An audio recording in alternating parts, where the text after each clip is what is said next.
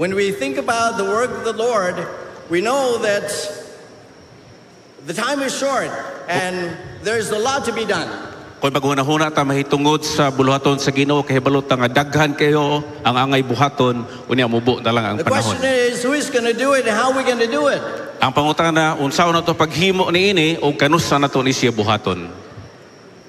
How are we going to share the light to the communities, to other people, to the world? Unsaon nato pagpahat mga higala sa kahayag ngadto sa komunidad sa kalibutan. In Matthew chapter 5 verse 16, let your light so shine before men that they may see your good works and glorify your Father which is in heaven. Ang Matthew 5:16 nagaingon pasigaang inyong mga suga at ubangan sa mga tao aron makita nila ang inyong mga mayong binuhatan ug ilang himayaon ang inyong amahan nga naat sa langit.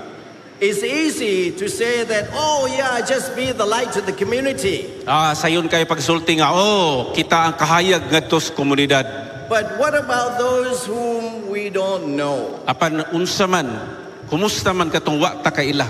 There is a man by the name of John Napoli. Doray usa ka tawo nga gingalan og si John Napoli. And he is an Italian fisherman.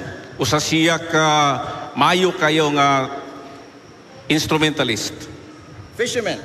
Mananagat, I'm sorry. And one morning he was fishing Ug usa ka buntag samtang siya nanagat beneath the Golden Gate Bridge in San Francisco Harbor. dito ilalom sa gate sa San Francisco Harbor. Apparently, there was a hospital ship by the name of Netherlands. Doon ay usa ka hospital ship nga ginganlan og sinatalen It happened to collide, hit with a oil tanker. nga nakigpangga kini sa usa ka oil tanker. What happened to the people in the ship? It landed in the water. Kung sa may nahitabo ang mga tao nga bungka ko niya sa tubig. There were a lot of people in the water and shouting, "Help me, I'm drowning." Duray daghang kay mga tao nga tuwa dito naglutaw-lutaw sa tubig nangayog panabang tungod kay sila sugod nagkalumos. Some say, "I can't swim. Ang uban mo ingon nga di ko kabalo mo langoy. Help me." Tabangi ko. Well, this John was there, but he noticed there were people in the water, so he steered his boat toward the group. Samtang si John tuwa dito nakita niya nga daghang kay mga tao sa tubig iyang gidala ang gamay niyang bangka o kung nagipalutaw niya sa tubig. What is he going to do? His boat was full of fish. Ang problema kay iyahang bangka puno og isda. And so he tried to reach for one. Busa iya kining Got gihanapan him on board. iyang gipanghabwa ang mga isda. And a few more. O kung niya sige pag yun habwa. Pretty soon, his boat was getting too heavy with Ogo. fish and the people. O kung niya nagkabugat ang iyang bangka tungod kay kini gisundan og mga tao uban po ng So isda tuwa he dito. thought very quickly, what was he going to do with the number of people? And what about his fish? Sagudahuna siya nga unsa may paagi ani daghang kay tao nga angay luwason pero sayang mo pod ang isda. That is the whole night's work for him. That's 2,000 pounds worth of fish. Usa ka gabi ito niyang paningkamot mga higala nga makadakop og isda o niya daghan kayo to unsaon ilabay na ba to? If all of you were John Napoli, what would you do? Kung kamong tanan mao si John Napoli unsa may inyong himuon? Remember, you don't know these people in the water. Hinumduming nga wa mo kaila to mga tao nga dito galutaw-lutaw sa tubig. You had nothing to do with the accident. Wa po siya kabangkagan kung unsay nahitabo nga aksidente. All you were doing was trying to make a living by catching fish. Ang iyahang trabaho mao lang gid ang pagpanagat pinaagi sa mao lang gid ang pagpanakop sa isda. And so he thought hard and long, and he said, wow, these people need help. Naghuna-huna siya nga, kini mga tawhana nagkinahanglan gyud og tabang. And so he emptied his boat. He emptied his boat. He took out all the fish. Busang gihimo niya iyahag yung gihawasan og sulod ang iyahang And one by bangka. one, he reached for the people and got them on board. Og niya iyang gipasakay hinay-hinay usa og usa ang tanan nga mga tao. He was able to help 70 people. Nakatabang siya og 70 ka mga katawhan. Days, weeks, and months, and years after that, they spent time to get to know one another. Ogo niya sa diha nga nagpadayon ang mga kapanahunan, adlaw, bulan og tuig, nagkaila sila og katong mga tawhana. Because those whom he saved wanted to know who he was and why he did it. Tungod kay katong iyang gipangluwas, gustong mahibalo kung kinsa siya og nganong gihimo to niya. And so that was a happy relationship built. Oh, doon ay usa ka malipayon nga relasyon ang napundar niya itong panahon na. And to him, he was so happy that he was able to save those people. Ug alang kaniya, grabe ang iyang kalipay nga nakahimo siya sa pagluwas niya itong mga tawhana. Jesus allowed the people to do good to one another. Si Ginoong Jesucristo iyahang gitugutan nga ang matag tao mohimo og maayo ngadto sa uban. There are others who try to participate in the saving of the souls. Dunay daghan nga gusto mo apil ni ining pagdaog og mga kalag. One of the good examples in the Bible is John the Baptist. Ang usa sa mga ehemplo din sa Biblia mao si Juan Bautista. In Matthew chapter 3 verses 1 and 2, in those days John the Baptist came preaching in the wilderness of Judea and saying, "Repent, for the kingdom of heaven is at hand." Sa Matthew 3:1 paingon sa 2 nagingon din atong panahon na si Juan Bautista miadto og nagwali dito sa Judea og naghimo sa pagsulti nga ang gingharian sa Dios haduol na. John also was the one trying to understand God's mission given to him. Gusto po ni Juan nga masabtan ang misyon sa Dios nga gihatag gadto kaniya. And because of the commission given to him, the Holy Spirit led him to do the work for the Lord. Ug tungod sa buluhaton nga gihatag ngadto kaniya ang balaang espiritu naggiya kaniya nga iyang buhaton kini dito sa kalibutan. John spent time preaching, helping others to know the light. Si Juan naghatag siya og mga panahon sa pagwali aron mapahat niya ang kahayag. And his duty was to prepare the way and get people ready for Jesus. Kay gusto niya nga maandam ang mga katawhan sa pag-abot ni Ginoong Jesucristo. Sharing the good news. Ang pagpahat sa mayong balita. How do we share good news? Unsaon na to pagpahat ang maayong balita? Do we always have to be preaching? Kinahanglan ba gyud nga magsigil ang tagwali? Do we always have to be saving souls in the water like John Napoli? Kinahanglan ba gyud nga tanang panahon magluwas tag mga tawo gikan sa tubig sama sa gihimo ni John Napoli? In Matthew chapter 4 verses 15 and 16. Ang Mateo kapitulo 4 bersikulo 16 In 17. Galilee, Dito sa there Galilea, were Gentiles. dunay mga hintil. The people living in darkness have seen a great light. On those living in the land of shadow of death, a light had dawned. O ang katong mga tawhana nga wala sila sa kahayag, nakakita sila sa kahayag tungod sa gidala nga kahayag ngadto kanila. So, what happened was that Jesus spent time doing the ministry for the 3.5 years. Ang nahitabo dito nga si Kristo, naghimo siya pagministeryo sa 3 ka tuig. For a year, he spent time ministering in Judea and Jerusalem. Sa usa ka tuig naghimo siya sa pagministeryo dito sa Judea ug sa Jerusalem. Then he realized that there was a location that he ought to go. Og nahuna-hunaan niya nga aduna pagyudapit nga gusto o angay niya nga atuan. It was Galilee. Og kanang gitawag nga But why Galilee. Galilee? Apan ngano magyud nga sa That's Galilea? because there were more lost souls there. Kay sa Galilea di ay mga higala daghan kayong kalagan nga wala nga tuwa dito. So Jesus was a great example for the thought, the theme, I will go. Si Ginoong Jesucristo mo og yun ang pinakamaayo nga ehemplo ni ining tema nga moadto ko. Even though he spent time in Jerusalem and Judea and it was familiar places for him, but he chose to go to Galilee. Bisan pa nga siya sinati na kayo sa dapit sa Judea o sa Jerusalem apan mipili niya nga moadto siya sa Have you Galilee. had that kind of experience in your life that you think that there is a place that you ought to go to serve the Lord because there are needs there? Doon na ba'y experience sa inyo ang kinabuhi nga adunay dapit di ay nga gusto mong paatuon sa Dios tungod kay dunay mga kalag nga nanginhanglan sa kaluwasan. Certainly, I believe the Lord will continue to bless your decision in serving Him. Nahibalo ko og akong gituhuan nga ang Dios magapanalangin kaninyo sa mga desisyon nga inyong himuon sa pag-alagad kaniya. And so in Galilee, Jesus took time to spend with the people, preaching, healing. Busa dito sa Galilea, gigamit ni Ginoong Jesucristo ang iyang panahon sa pagwali o sa pag-ayo og mga masakiton. Not only Him doing the work, but He also gave all of us a commission.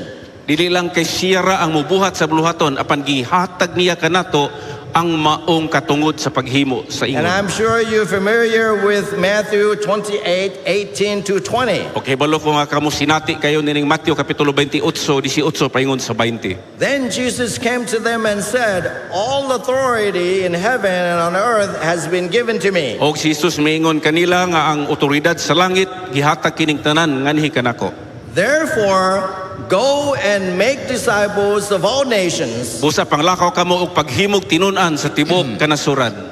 baptizing them in the name of the Father and of the Son and of the Holy Spirit, Nga magabautismo kanila sa ngalan sa Amahan, sa Anak ug sa Balaang Espiritu. and teaching them to obey everything I have commanded you." Og tudluan sila sa paghimo sa mga butang nga akong gisugo kaninyo. Then Jesus gave a wonderful promise, Og unya siya nagahatag og usa ka kahibulungan nga saan. "And surely I am with you always to the very end of the age." Nagingon siya nga ako makig-uban kaninyo hangtod sa katapusan sa kapanahonan. You know, it's one thing to have the commission, and it's another thing to put that responsibility into work. Usa ka butang nga kita gitagaan sa tahas og usa pod ka butang nga lahi nga kita mutuman niini nga tahas ngadto sa kalibutan. Now, I remember the time that back in the time we had tsunami in Thailand. Nahinumduman ako ang panahon nga adunay dako kay nga tsunami dito sa Thailand. It was December of 2004. Disyembre kadto sa 2004. That was my second year as a minister of the hospital in Phuket. Ikaduha ka to katuig sa akong pag-alagad isip nga ministro Now, dito sa ospital sa Phuket. Phuket is a beach city of Thailand. Kanang Phuket mga kaigsuonan usa na siya ka syudad nga naa gyud sa baybayon sa If Thailand. you go to Thailand, if you like beaches, you go to Phuket. Kung tumog Thailand unya gusto mo ligo-ligo sa dagat ato mo Phuket. If you like mountains, you go to Chiang Mai. Kung gusto mo mga kabukiran ato pud mo sa Chiang Mai. Ay lamog that atog is Pattaya. South Phuket and North Chiang Mai.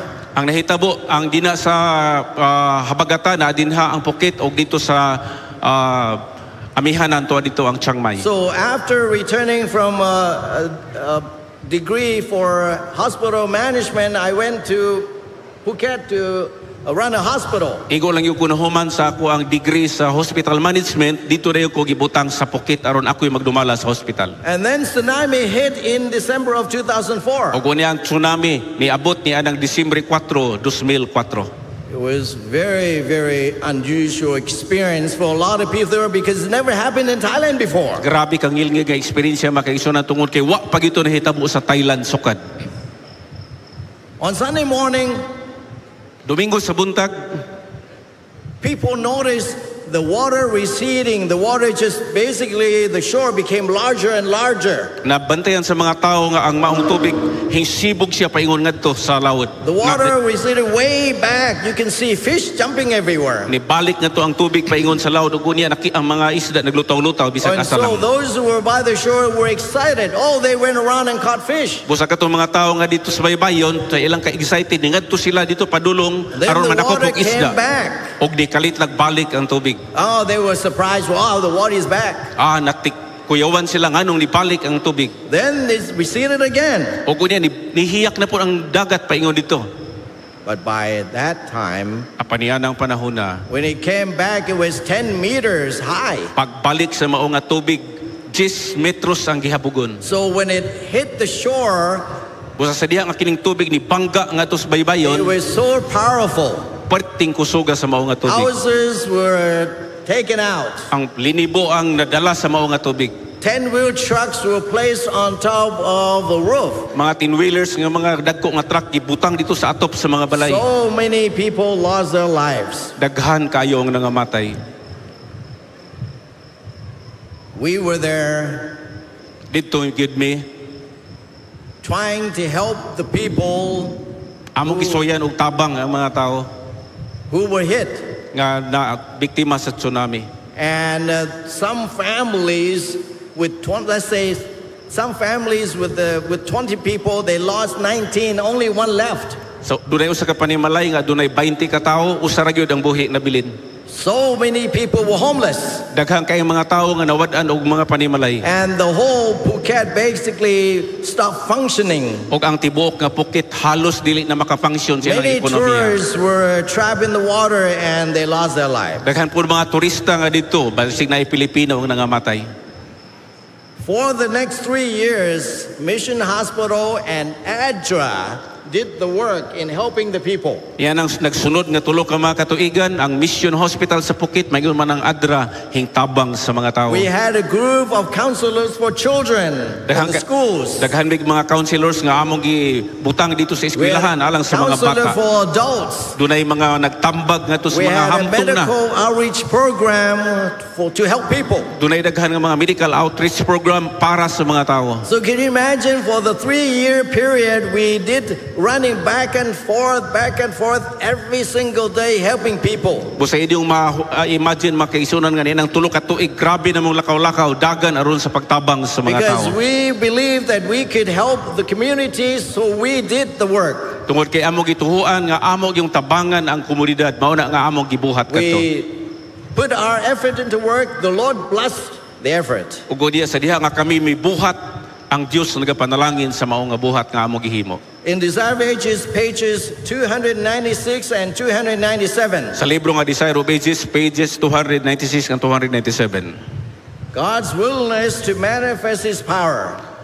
Ang Dios andam kayo nga mapakita sa iyang gahom. He who is called the fisherman of Galilee is still calling men to His service. Siya nga nagatawag niya itong mga mananagat sa Galilea, nagatawag gihapon siya mga tao karon alang sa iyang bulaton. And He is just as willing to manifest His power through us as through the first Og disciples. siya andam gihapon nga ipakita niya ang iyang gahom nganhi kanato sama siyang gipakita sa una niyang mga tinunan. So when we are committed to serve the Lord, the Holy Spirit will guide and direct us in a special way. Busa kung kita nagtugya na sa atong mga kinabuhi nga ito sa buluhaton, ang balang espiritu mutabang kanato sa pinasahi kayo nga paagi. I believe some of you have seen this quotation from the Ministry of Healing, page 143 before. Kay balo ko nga kamo nakakita niini nga quotation din hagikan sa Ministry of A Healing. lot of people say, how are we going to do it?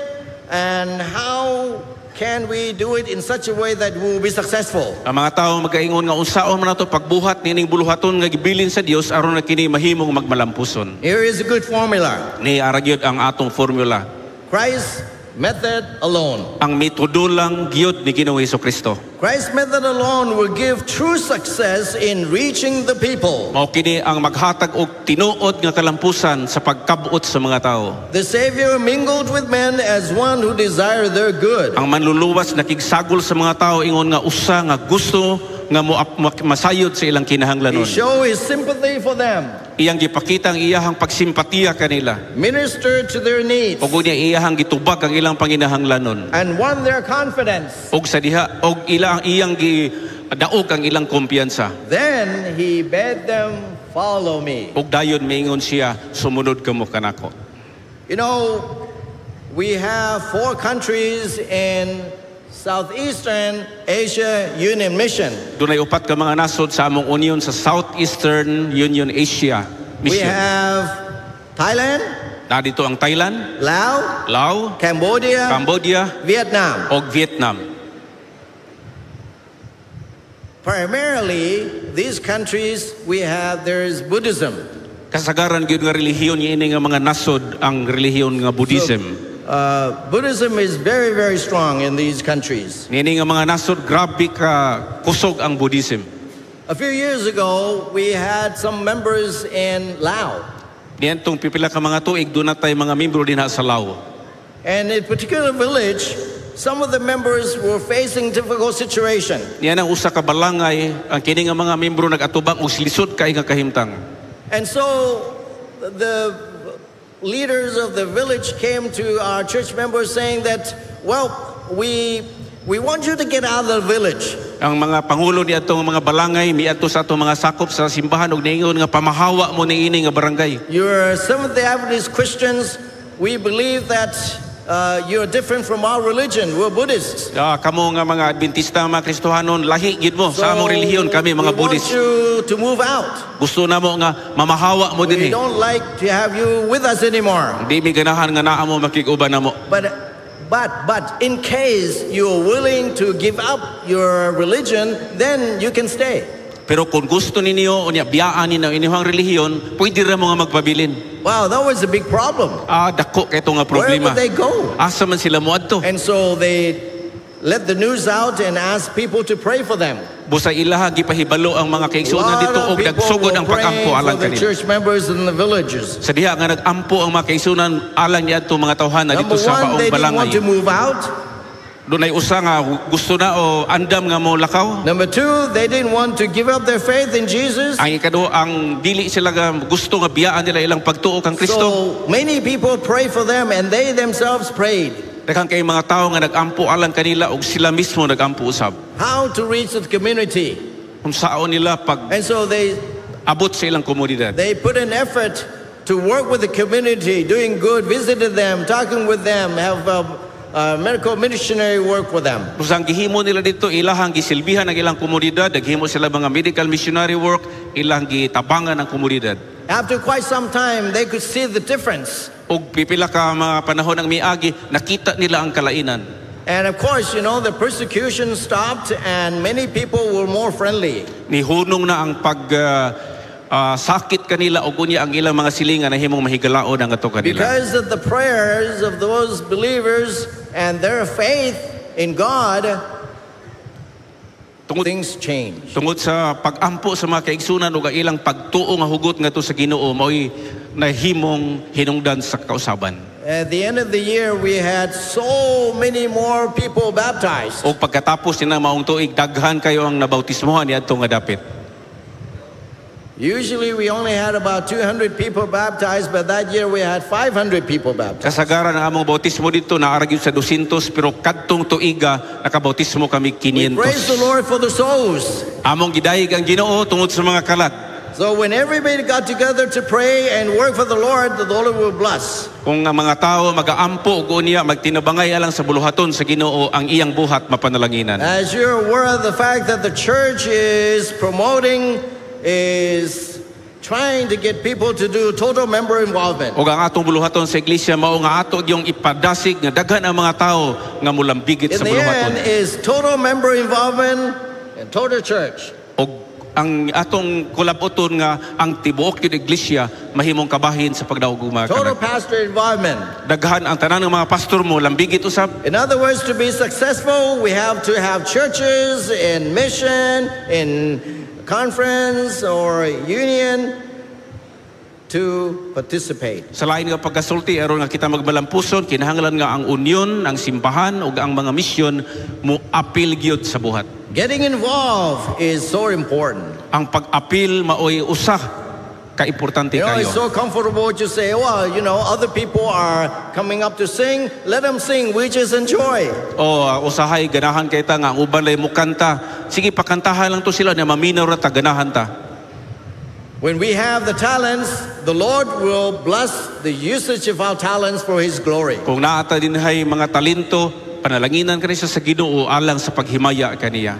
In the book of Gospel Workers, page 352 says, Ang libro nga Gospel Workers 352 nagakanayon. the work of God in this earth can never be finished until the men and women comprising our church membership rally to work. Ang buluhaton sa Dios tining yuta dili gyud matapos hangtod nga ang mga babae ug lalaki kauban sa tibok iglesia nga pagkasinakop og sa mga ministro maghiusa diha sa buluhaton. And unite their efforts with those of ministers and church officers. Ug unya ang pakiglambigit sa ilahang pagtrabaho mga opisyalis sa iglesia ug mga pastors. So it is. Mr. White says that we all need to put our effort together. Nagingon gud si Sister White nga kitag yung tanan kinahanglan nga mobuhat sa buluhaton. We have pastors training church members in their churches. Dunay mga pastors nga ilang buluhaton mao ang pagbansay sa iglesia.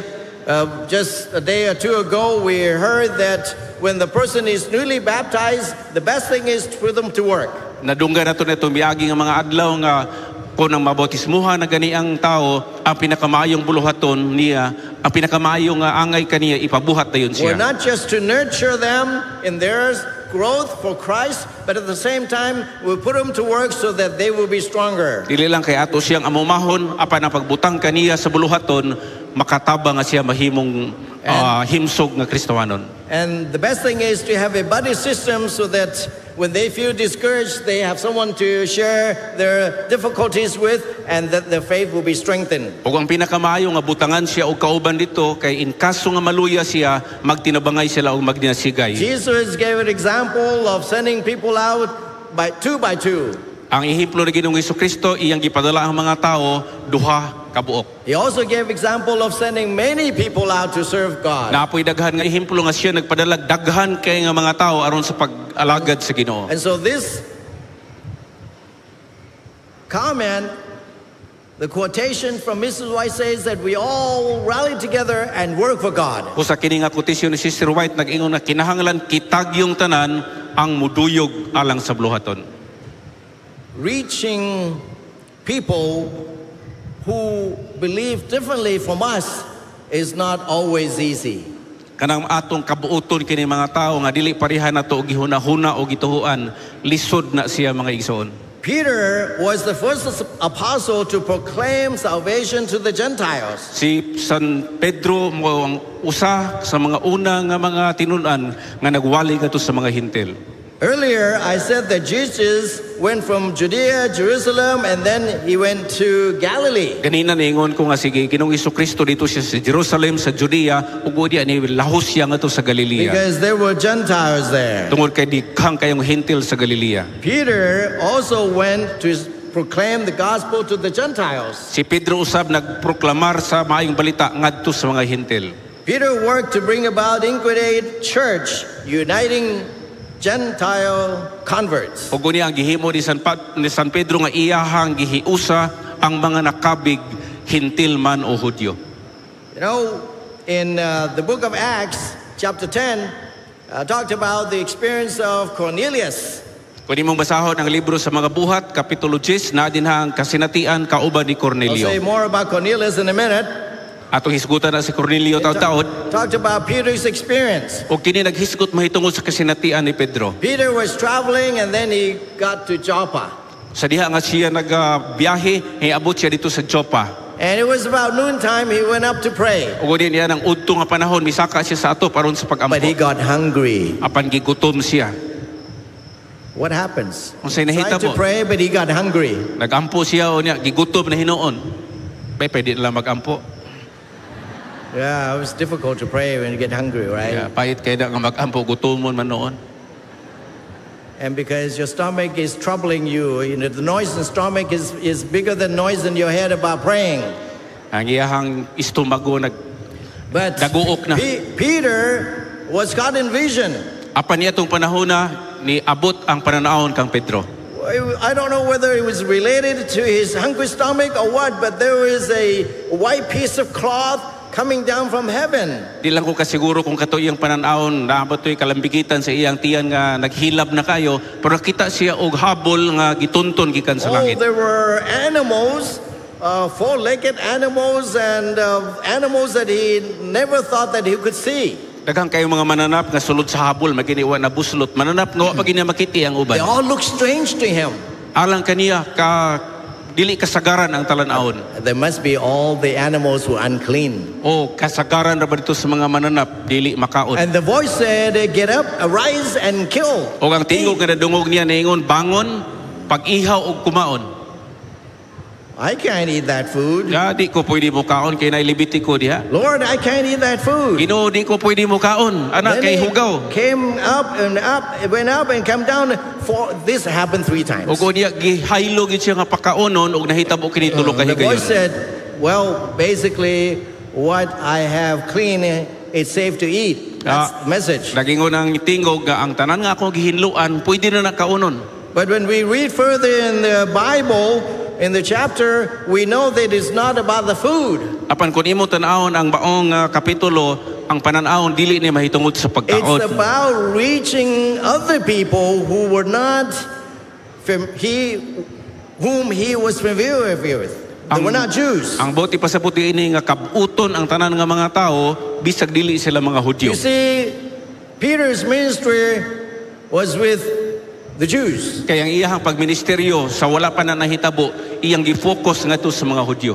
But there was somebody else that God wanted Peter to reach. Apan dunay usa ka tawo nga gusto sa Dios nga mautos siya ang adtuon ni Pedro. They were the Gentiles. Ang kanang mga hintil. Jesus' last words before his ascension were of a missionary nature. Ang iyahang katapusan ng mga pulong sa wa pa siya mukayab sa langit, usa ka pulong sa missionary. Ye shall be witnesses unto me both in Jerusalem and all Judea and in Samaria and unto the utmost part of the world. Nag-ingon siya nga kamo mahimong ako mga saksi dinhi sa Jerusalem ngadto sa Judea ug sa tibuok nga bahin sa kalibutan. Here again we see the mandate to spread the gospel into all the world. Busa atong nadawat ang mando nga kining maayong balita ato og yung isangyaw sa tibuok kalibutan. But God had a purpose for Peter. Apan adunay tuyo ang Dios kang Apparently Pedro. at that time, the man by the name of Cornelius, Ang maong tao nga si Cornelius mao'y gipabisitahan sa Dios ni Pedro. who was Cornelius? Kinsa man ni si Cornelius? He was a pagan officer in the Roman army. Usa siya ka opisyal nga pagano sa Romanhon nga mga sundalo. Cornelius would have been one of the 6 centurions with 600 people, soldiers under his command. Si Cornelio usa ray siya ka pangulo nga adunay 600 ka mga tawo nga nailalom sa iyang pagbulutan. And the headquarters was in Caesarea. O ang ilaha didto nga kampo tuwa sa Cesarea. Cornelius was a God-fearing man. Kadtong maong tao nga si Cornelio mahadlukod siya sa Dios.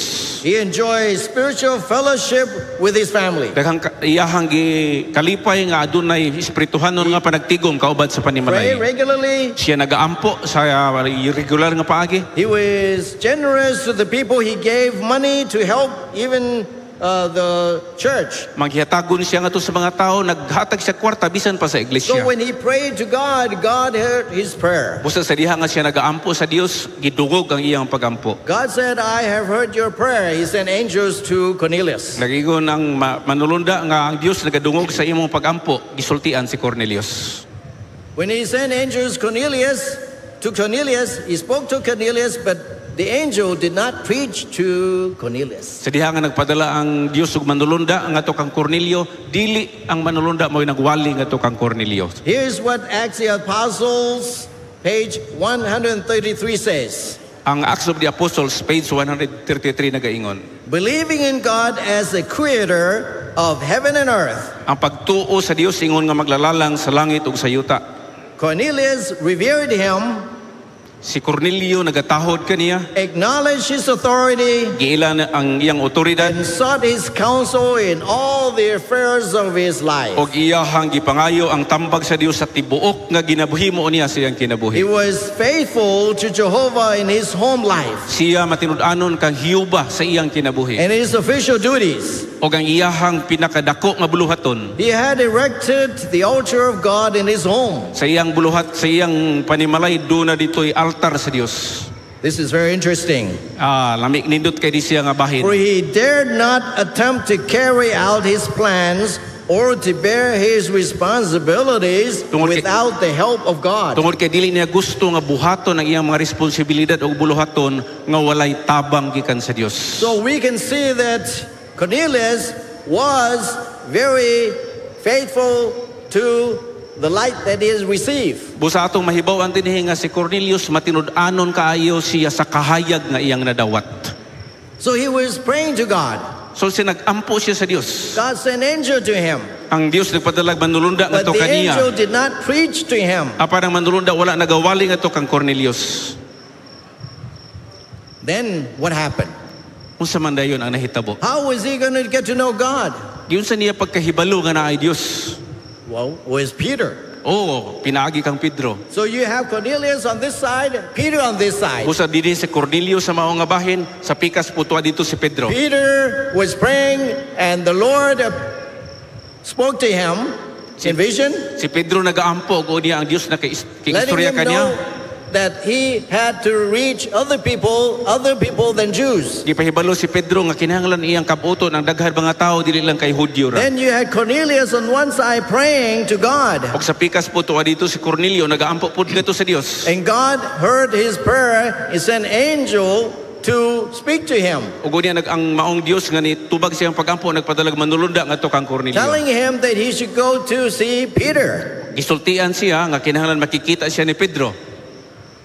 God worked in a wonderful, marvelous way. Ang Dios nagabuhat mga kaigsuonan sa kahibulungan kaayo nga pamaagi. Because Cornelius was a Gentile who feared God. Tungod kay si Cornelio usa ka hentil nga mahadlokon sa Dios. The angel opened the way for Peter and Cornelius to be together. Ang manlunda mao'y nagpaagi hatag paagi nga mag-abot gyud si Cornelio ug ang Because si Peter Pedro. was to tell Cornelius about Jesus. Tungod kay gusto sa Dios nga sultian ni Pedro si Cornelio mahitungod kang Ginoong We can see Jesucristo. here an example of how the Lord uses humans as his messengers to the world. Ato makita diri ang ehemplo kung unsaon sa Dios paggamit og mga tao aron nga iyang buluhaton So magmalampuson. when the theme goes, Jesus is coming, get involved. Busas niya ang tema nga nagaingon si Jesus mo balik kinahanglan kita mo apil So sa Peter buhat. set a good example for us to spread the gospel to those who are not Christians. Busas si Pedro mo ang atong ehemplo nga kinahanglan ikatag gining mayong balita bisan pangadto sa mga dili pa Kristohanon.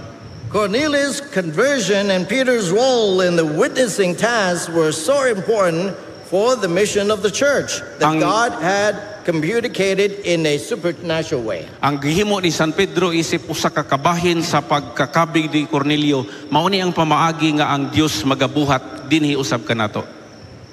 I was not born into a Christian family. Wala ko natawo sa Kristohanon nga panimalay. I learned Christianity through the English language school Naila- down south of Thailand. Nailhan ako ning Kristyanismo sa diha nga nag-eskwela ko og English language school. We had a hospital in Hajai, a small hospital near Malaysian border. Doon natay gamay nga hospital ito sa Hadja, dool-dool na sa putlanan sa Malaysia. You see, if you're familiar with the map of Thailand, you have Phuket on one side of the south. Kung nakita ni kung familiar mo sa mapa sa Thailand, tuwa dito sa south dapit ang kanang dapit sa Phuket. On the opposite side of the south is Hajai. Og dito sa iyahang tugbang nga bahin, mao dito ang And Hadjay. so there was a hospital there. Busa doon ay hospital dito. We have churches there. Doon na po yung mga simbahan dito. We have one English language school there. Og doon ay usa ka one English language school. My parents were not Christians, Ako mga ginikanan, dili sila Kristohanon. but they wanted me to go to school. Apan gusto sila nga moadto ko mo eskwela sa English They language wanted school. me to learn English Kaya gusto sila nga mahibaw ko mo sultig because English. they believed that with English proficiency, I could get better education and I could get better job. Kaya nagtuwa ko mga ginikanan kung mayo ko mo English, mas mayo ang ako ang dangatan ug ang ako ang pagpanarbaho. That was their purpose. Mao na ilang katuyuan. And so I went to English grammar school. Busa mato ko dito sa eskwelahan sa English. I paid 1 hour for class, Nagbayad ko usa ka oras sa klase. but there was a free English lab.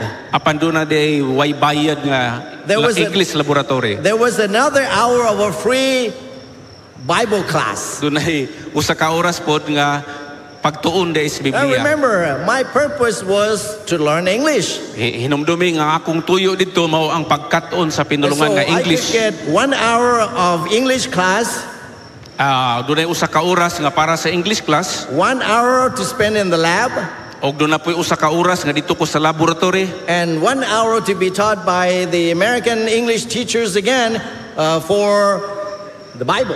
Og usa ka oras pod nga tudluan ko sa usa ka English teacher nga gikan sa Amerika. I remember- Biblia ang giskutan. They introduced the Bible, the Good News Bible to us. It was the kind of Bible that has the cartoon drawing.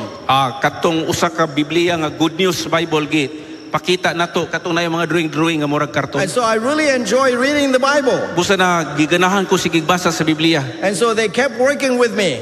busa giganahan na gyud ko og nagpadayon ni They ini. invited me to church on Friday evening. Ug niya nang Biyernes sa gabi ila ko And giimbitar then ngadto sa I simbahan. serve as a translator like Pastor Palomares. Ug niya ako'y nag-translate dito sama ni Pastor When Somsay. you have to translate, you have to learn very fast. Kana mangong translate ka, makakaton po ka imahag yung iproseso og maayo ang So informasyon. after 3 years of the student missionaries working with me, the Lord led me to baptism. Ug niya nang tulo ka mga tuig nga sige kog apil dito sa mao nga mga aktibidades na bautismohan ko. You see, the student missionaries spend part of their lives to come to the mission field. Kining mga misyonary ko nino tanahon ang ilang kinabuhi mao nga moadto sila sa mga mission fields. Some of them were only second year college student. Dunay pipila kanila nga naa pa lang sa ikaduha nga Some of ang sa them only kolehiyo. freshmen. Ang uban mo pagipagsugod sa college.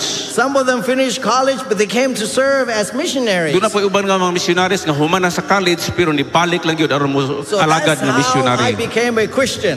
Ngunay paagi nga ako nahimong Kristohanon.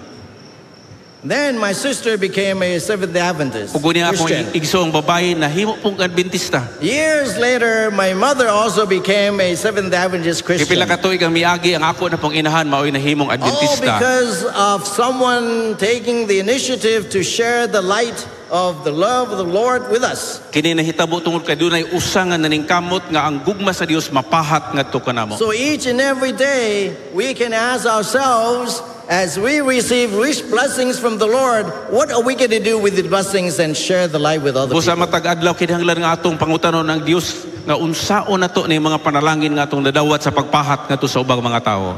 The theme is Jesus coming, get involved. Ang atong tema karon nagaingon si Jesus mo balik yod. Kinahanglan mo buhata. Can we all get involved? Moapil ba ta tanan? Would you like to get involved? Gusto ba mo moapil? If you like to get involved, would you stand with me for prayer? Kung gusto mo moapil sa buhat, pwede ba nga motindog mo kauban mo diha sa pagampo? Father in heaven, this morning Amahan mong langit nun ini nga buntag.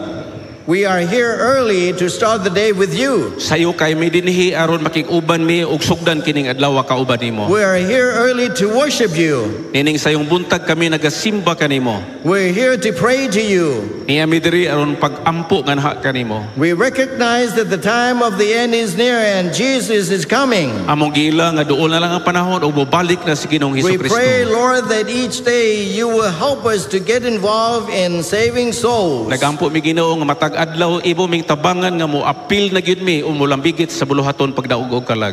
Help us to reach out to others with your blessing in a special way. Tabangi mi nga among makabot ang uban pinaagi sa imong mga panalangin sa pinasahi nga paagi. As we dedicate our lives to you for service, we pray that you will fill us with the power of the Holy Spirit. Sa diha nga among gididikar ang among mga kinabuhi diha sa pag-alagad, puna kami sa balang espiritu. Thank you, Lord, for hearing and answering our prayer. Salamat Ginoo nga imong gitubag ang among mga pagampo. For we ask in the name of Jesus. Kaya mo ning Amen. ipangayo sa ngalan ni Hesus. Amen.